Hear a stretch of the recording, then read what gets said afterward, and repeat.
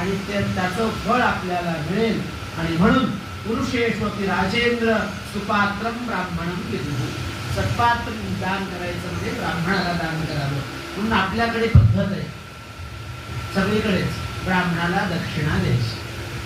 दक्षिणा दुसऱ्याला नसते, ब्राह्मणाला दक्षिणा द्यायची, दक्षिणा दान करायचं. कारण तो अधिकारी आहे, सत्पात्री आहे, त्याला दिल्यानंतर आपण श्रीमंत होणार असतो. आत्ता आम्ही दान केलं तर आपल्या भविष्यामध्ये, आपल्या पुढच्या जन्मामध्ये आम्ही श्रीमंत म्हणून जन्माला येतो.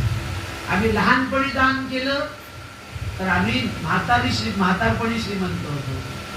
म्हातारपणी दान केलं तर पुढच्या जन्मात होतो. सरळ आहे ना. कारण आता आमचे राहिलेच किती दिवस.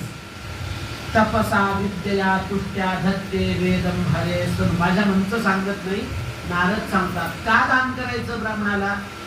तपसा, तो तप करतो, स्नान करतो, संध्या करतो, अनुष्ठान करतो, विद्या वेद विद्या धारण करतो.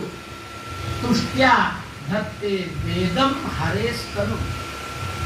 वेद म्हणजे दुसरं तिसरं काही नाही, ते भगवंताचं शरीर आहे. आणि मला धारण करतो तो भगवान म्हणतात.